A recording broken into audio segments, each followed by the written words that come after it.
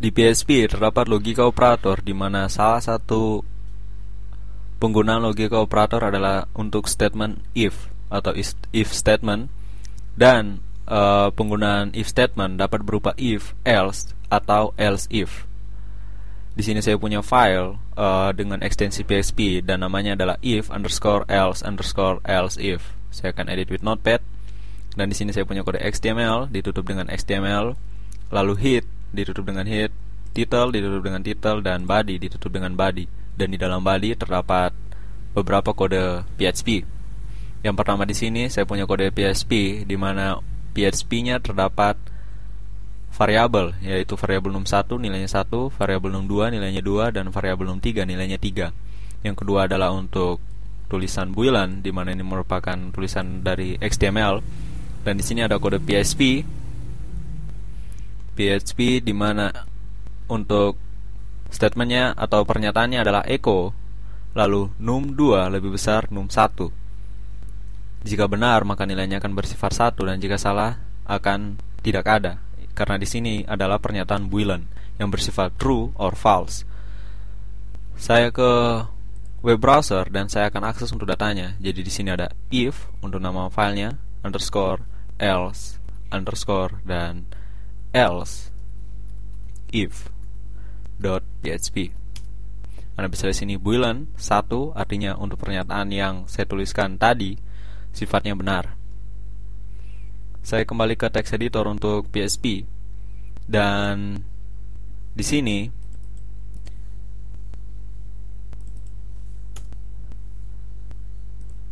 saya memiliki kode PHP di mana di sini ada statement if dan statement if statement, di mana if statement terdiri dari dua, yaitu pertama expression yang di dalam kurung dan statement yang berada di kurung kurawal, di dalam kurung kurawal. Jadi sini ada satu kurung kurawal dan satunya lagi kurung kurawal ditutup dengan kurung kurawal. Lalu untuk pernyataan if, jadi pernyataan if terdiri dari dua, yaitu untuk expression, di mana jika ekspresinya benar maka akan dilakukan suatu statement, dan di mana statement berada di dalam kurung kurawal.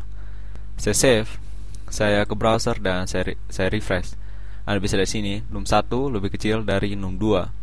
Ini dikarenakan untuk expression pertama sifatnya benar, jadi num1 yang nilainya adalah 1 lebih kecil daripada num2 yang nilainya 2. Jadi ketika ekspresi benar maka akan dijalankan suatu statement. Dan jika salah, misalnya seperti ini, saya save, jadi num1 lebih besar daripada num2, saya ke browser dan saya refresh, maka Anda akan tidak melihat bahwa tidak ada tulisan karena statementnya salah. Jadi tidak akan maksud saya karena ekspresinya salah, jadi tidak akan dilakukan untuk statementnya. Yang berikutnya adalah jika statement bersifat salah, dapat dilakukan pilihan untuk ekspresi lain. Maksudnya jika ekspresi bersifat salah maka bisa dilakukan ekspresi bersifat lain. Ya, misalnya di sini ada if dan satu statement. Jika ekspresinya salah maka akan dilakukan ekspresi lain di luar ekspresi yang telah ada, dan itu menggunakan else. Jadi jika salah untuk semua statement yang sebelum else akan salah, maka yang dilakukan adalah statement dari expression else. Saya save, saya ke browser dan saya refresh. Anda bisa lihat sini num1 lebih besar num2.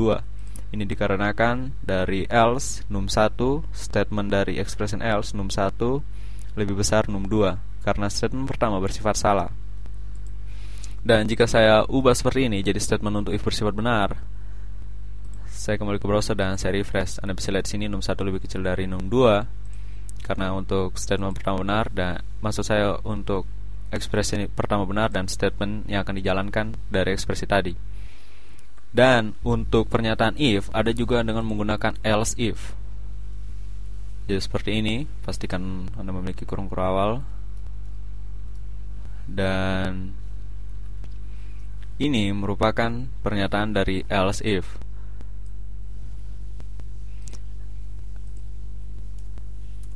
Else if merupakan suatu pilihan terhadap statement sebelumnya. Jadi jika statement sebelumnya benar, maka akan maksud saya jika ekspresi sebelumnya benar, maka akan dilakukan statement dari ekspresi tersebut. Tapi jika salah, maka akan dilakukan ekspresi lainnya. Dan jika salah, baru bisa ke ekspresi untuk else. Dan untuk ekspresi pilihan ini menggunakan else if. Jadi di sini jika misalnya di sini saya rubah untuk num2 menjadi 1,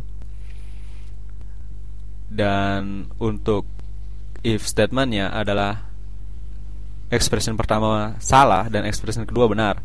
Jadi nanti yang akan dibaca adalah num1 sama dengan num2. Saya save, saya kembali ke browser dan saya refresh. Anda bisa lihat sini num1 sama dengan num2. Dan untuk if statement jika num2 saya ubah menjadi 2 dan seperti ini. Jadi expression pertama benar dan expression kedua juga benar, tapi dengan statement yang berbeda. Saya save, saya kembali ke browser dan saya refresh. Maka yang akan Anda lihat di sini adalah num1 lebih kecil dari num2. Yang dijalankan adalah statement pertama.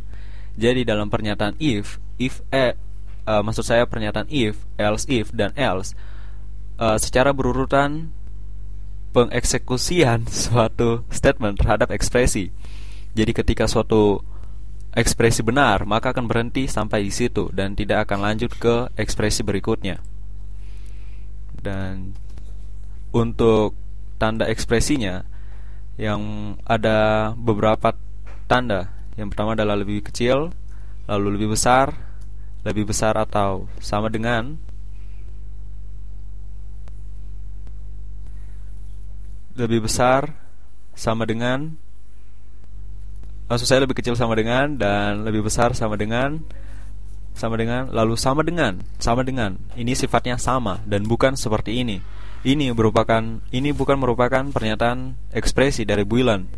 Jadi untuk menyatakan ekspresi dari Boolean, Anda harus menamakan dua sama dengan untuk pernyataan Boolean seperti if, seperti inilah. Dan ada juga untuk tidak sama dengan. Tidak sama dengan sifatnya seperti ini, tanda seru dan sama dengan. Berarti jika num1 tidak sama dengan num2, maka lakukan statement ini. Dan berikutnya ada pernyataan untuk sifat di mana menyatakan dua ekspresi. Jadi seperti ini.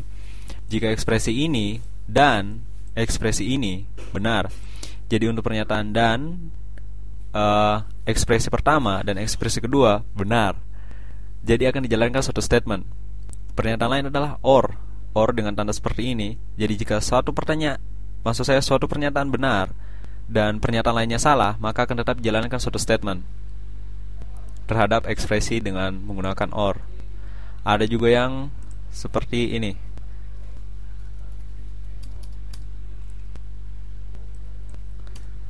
Jadi di sini yang terjadi adalah misalnya float, variable float 9,9, nama siapa, tanda tanya, lalu string Januar, dan di sini ada echo nama untuk variable string, lalu tipe dan get type. Get type untuk variabel nama dan br untuk break line, dan di sini ada if, dan di sini ada isString. Ini merupakan salah satu jenis tipe Boolean juga, di mana isString jika variabel float sifatnya string, maka jalankan statement yang di sini. Jika salah, jalankan statement yang di sini atau statement kedua, atau dengan kata lain dengan statement else. Saya save, saya ke browser dan saya refresh. Anda bisa lihat di sini, ini untuk statement yang kedua tadi. Dan di sini siapa merupakan variabel dari nama tadi, dan tipenya adalah string. Dan jika ditanyakan apakah float sifatnya string, karena salah, jadi yang dijalankan adalah statement untuk fufu. Anda bisa lihat ulang di sini, yang ditanyakan adalah float, sedangkan float sifatnya adalah float dan bukan string. Dan jika saya rubah seperti nama, di mana nama merupakan string, saya save, saya kembali ke browser dan saya refresh. Anda bisa lihat bahwa di sini yang dijalankan adalah statement Januar Andaria, karena ini merupakan pernyataan yang benar. Dan ada juga untuk ini tidak sama, atau maksud saya di sini, jika tidak sama, maka jalankan statement. Saya save, saya ke browser dan saya refresh. Anda bisa lihat yang dijalankan adalah fufu.